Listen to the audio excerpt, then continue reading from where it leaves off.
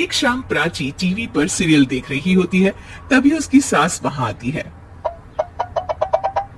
अरे सीरियल में तो ऐसे मग्न है जैसे आज रात का खाना पड़ोसी आकर बनाएंगे।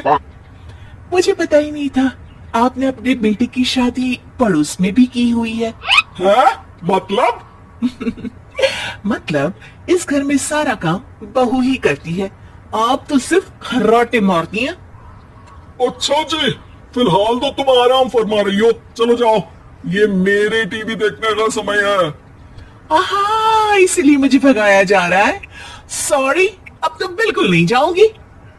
प्राची की इस बात पर दोनों सास बहू के बीच टीवी रिमोट के पीछे बच्चों जैसे छीना झपटी शुरू हो जाती है, जिसके बीच श्लोक भी काम से घर वापस आ जाता है।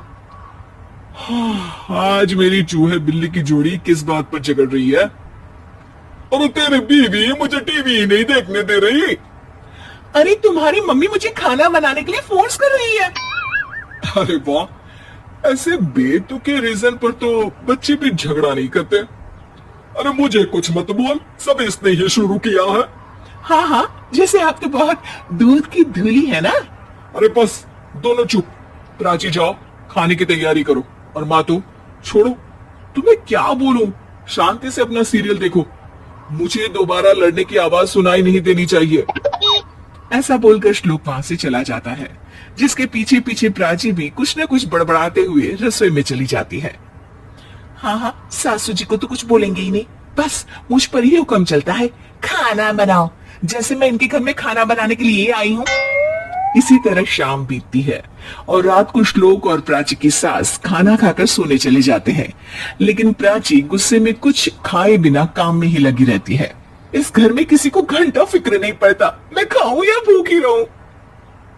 प्राची कुछ देर के लिए रसोई से बाहर जाती है और जैसे ही वापस आती है तो वहां दूध का भरा ग्लास देखकर हैरान रह जाती है। फिक्र पूरी है, बस दिखाना नहीं है। प्राची दूध पीकर सोने चली जाती है और अगली सुबह एक बार फिर सास बहू का कार्टून नेटवर्क स्टार्ट हो जाता है।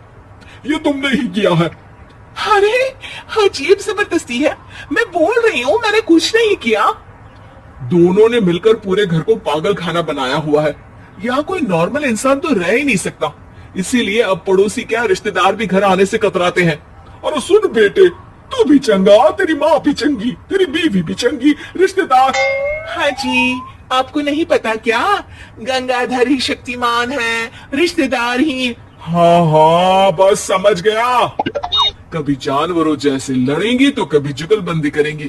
भाई मैं आप दोनों के बीच में नहीं फंसना चाहता।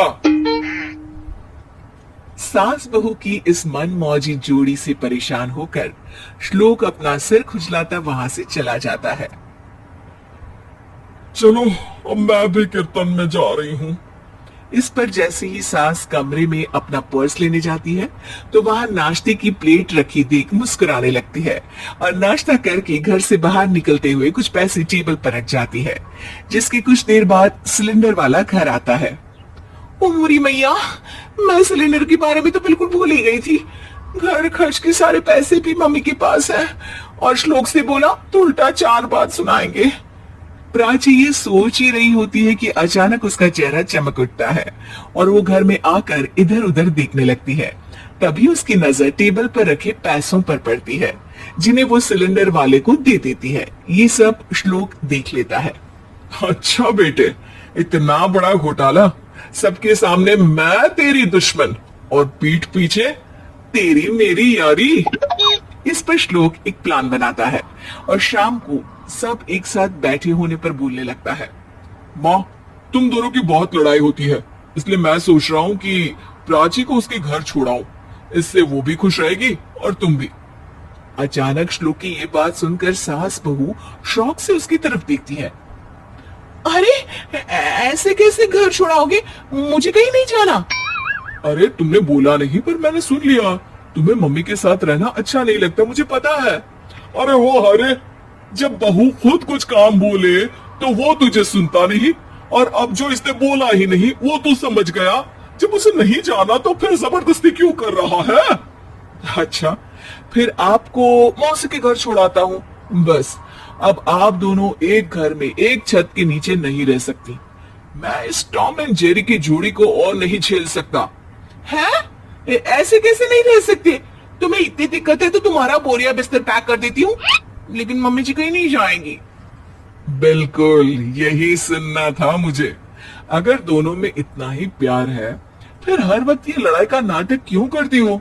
देखा मैंने कैसे माँ किचन में दूध रखती है और तुम उनके लिए कमरे में नाश्ता रखती हो, और कैसे वो पहले ही तुम्हारी दिक्कत समझकर घर में पैसे रखकर बाहर जाती है। अरे भाई, इतना ड्रामा तो डेली सोप में भी नहीं होता जितना तुम दोनों ने इस घर में फैलाया हुआ है। तू हमें टॉम एंड जेरी बोलता है ना, तो याद कर वो दोनों भी एक दूसरे को बाहर वालों की बुरी नजर से बचाने के लिए हमेशा सबके सामने लड़ते थे, लेकिन अकेले में दिक्कत के समय मदद भी तो करते थे। बस हमारा रिश्ता भी कुछ ऐसा ही है। और वैसे भी अगर सास बहू में तू मैं नहीं होती तो दुनिया वालों को कहानियां कैसे मिलेंगी?